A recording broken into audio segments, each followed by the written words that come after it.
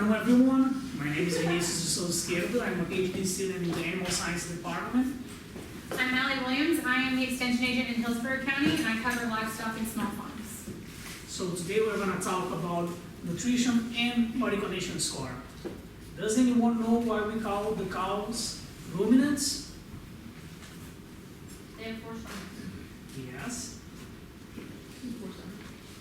And what's the name of one of those? Rumen. Yes, that's, so they have the rumen and they ruminate, that's why we call them ruminants. So here we have the digestive system of a cow, and I'm going to explain a little bit which compartment does what. So whenever the cow eats, her feed will go through the esophagus. This is this one that connects the mouth to one of the compartments on the stomach. And then it goes to the first one, that is this big one, that's, as you said, this is the rumen. This will be almost entirely filling the left side of the abdomen of those animals. This part of the stomach is responsible for breaking down the size of the particles, for fermenting, and for absorbing nutrients. Then the feed will go to this next one, that is the reticulum, also called the honeycomb. Do you guys know why it's called like that? Any guesses on that? Because when you look at the inside part of the reticulum, it has the shape of a honeycomb. That's why it's called like that. Then, and it also is important because if the animal eats something that they are not supposed to eat, it will be trapped in this part and not move forward in the digestive system. Then the next one is this one here, that is the olasum, also called as the butcher's Bible. Do you guys know why it's called like that? Because whenever you open that, it is like opening a Bible with several pages, like the shape that it is inside, it's like that. And that helps with the water absorption, as it has a lot of contact with the water to absorb that. Then we have the last compartment of the stomach, that is the abomasum, this one here, that is also known as the glandular stomach. Why? Because it has glandulas that will secrete some enzymes to break down some of the feed and help with the digestion. Then we move forward to the small intestine, that's this part here. It has 3 intestines in this part.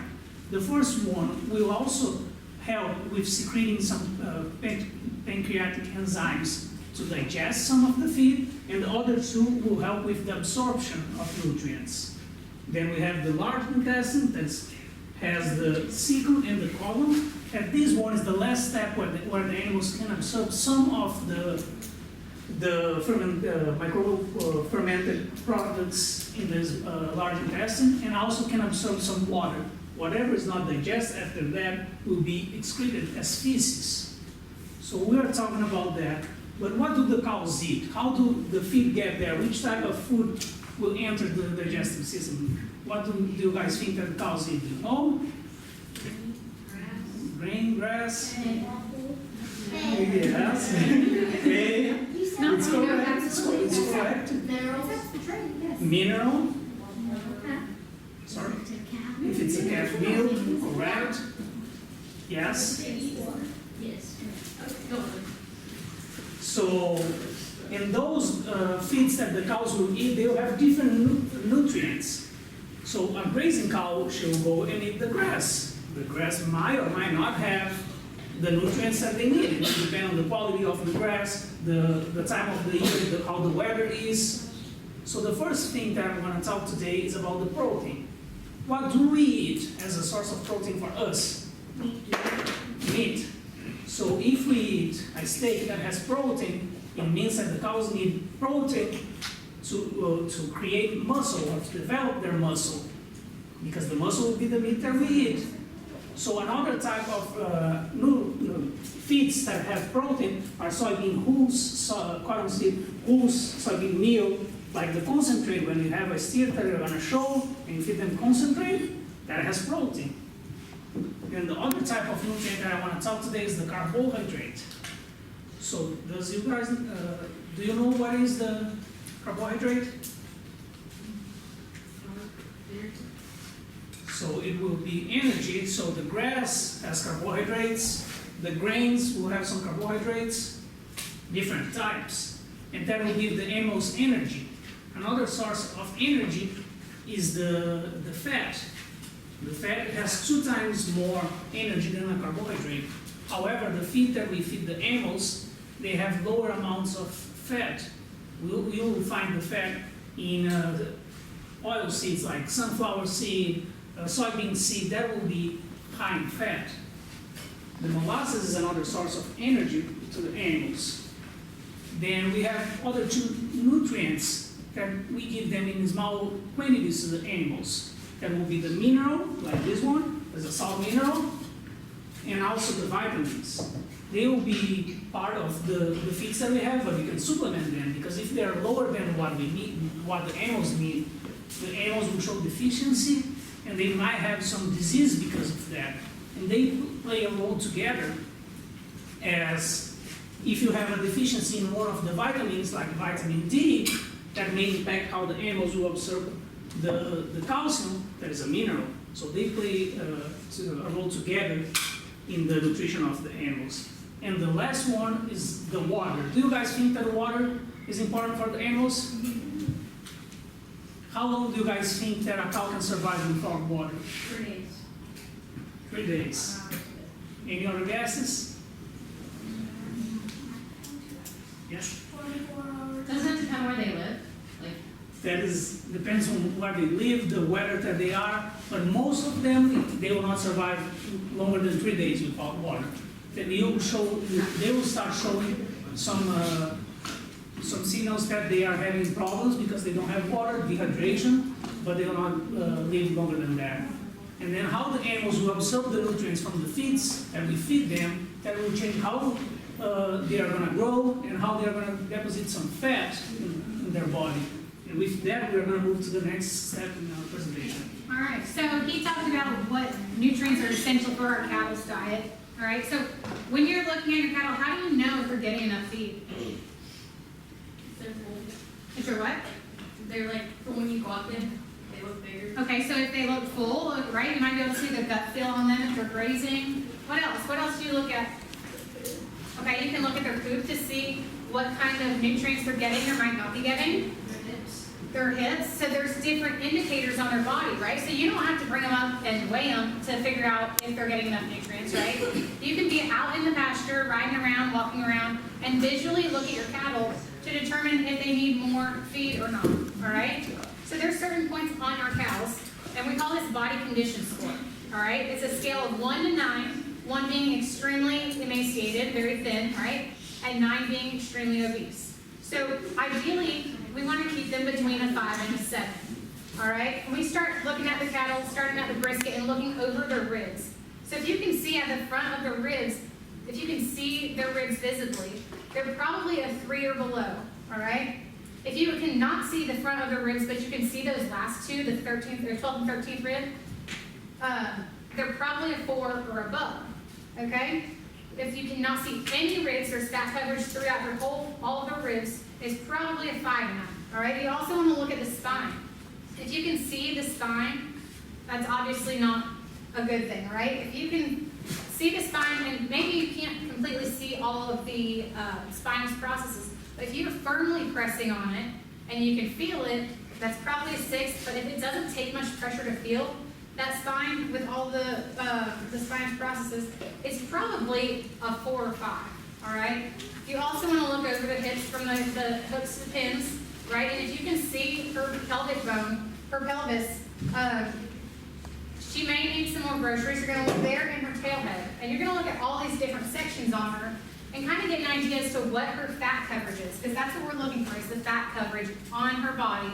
And that's going to give us an example of, is she getting enough nutrients? So if she's not, what would she look like? Really skinny, sunken in, maybe poor hair coat. What about if she's getting too much nutrients? Where would we see that? Fat. The fat in all those sections that we just talked about, right? So why is it important that we keep our cattle in good condition? To stay healthy. To stay healthy. All right, so if we have a cow-calf operation, what's her job? What's that cow supposed to be doing every year? having a calf every year, right? So when she has that calf, what does her body do?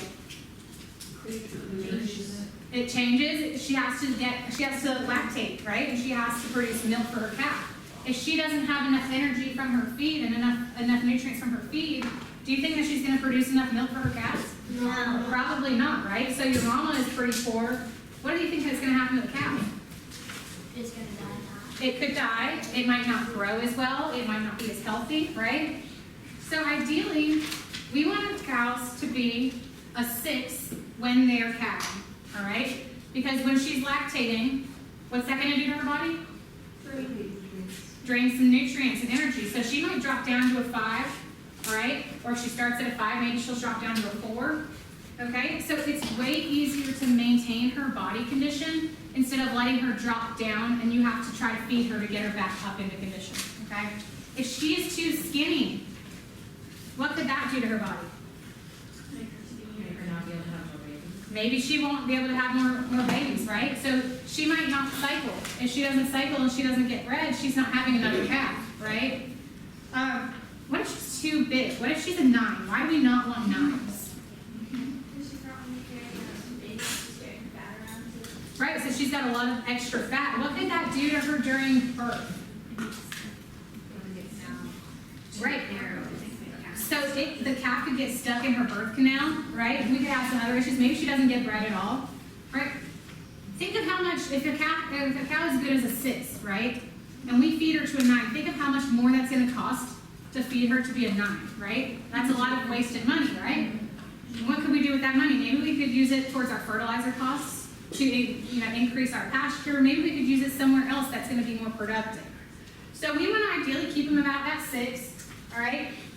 It helps with their pregnancy rates. It helps with their health. Nutrition is going to be the key to a lot of different things with her productivity. If she's not getting enough nutrients when she has that calf in her belly, what's going to happen to her calf?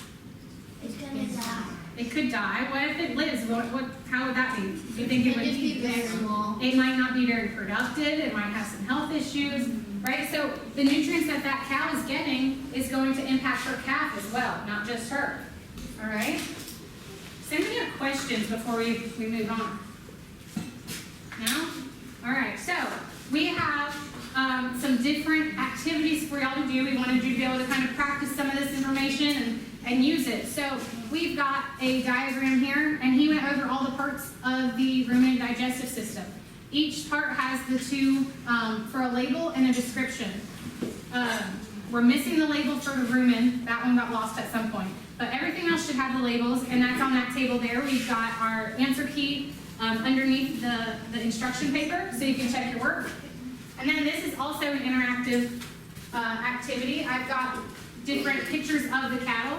All right, so we've got body condition score 2 through 7.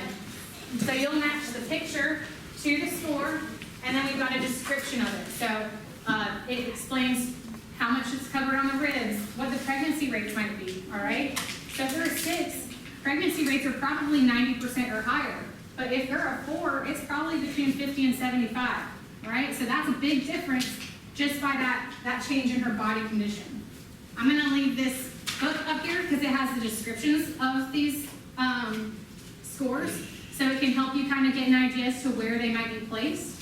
And then you're welcome to come up here and look at the feed samples, the forage sample, and then we've got some different fact sheets over here on essential nutrients and feedstuffs. So y'all get up, come out and try this out, ask questions, whatever. But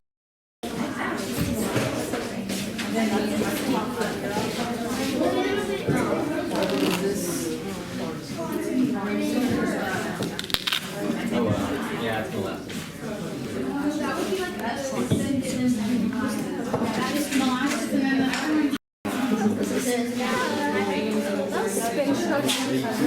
Processes feel sharp to touch and are easily seen. The space between them.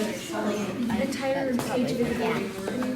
Foreign, not noticeable. 12% are still noticeable. Red eye transverse spinal process.